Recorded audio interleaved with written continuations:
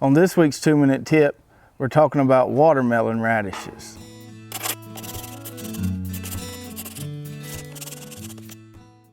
Watermelon radishes are a great crop for the spring and fall garden because they're fun to grow, they're easy to grow, and they taste really good.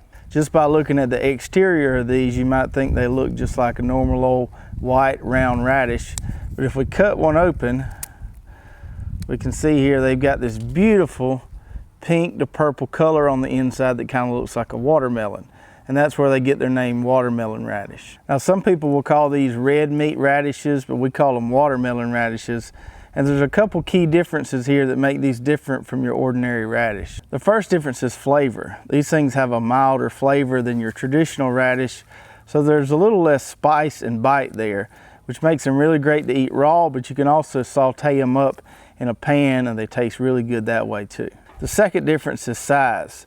Whereas a traditional radish will tend to split once these things start getting bigger, these watermelon radishes will get to a nice size for you. You can grow these out as big as a tennis ball and you don't have to worry about them splitting like you do a normal radish. So I just got finished planting about 4 rows of these watermelon radishes with my Hoss garden seeder in this little spot right behind me here. But before I planted, I had to make sure my seed plate was calibrated correctly so that the hole size in the seed plate matched up with the size of this watermelon radish seed. So I took me a number 1 plate and I drilled out those holes a little bit so that the hole matched the size of this seed.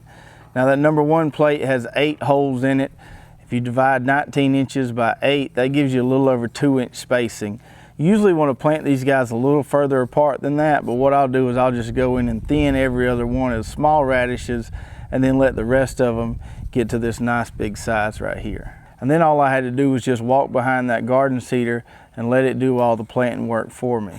I planted 4 rows behind me here and I spaced those rows about 6 to 8 inches apart. Now in the past I have planted these guys on drip tape with double rows and that works really awesome as well.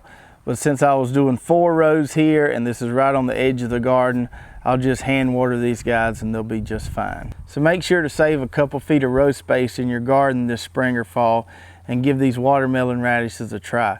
It's a fun crop to grow that the whole family will love. Hope you enjoyed this week's 2-minute tip. We'll see you next week.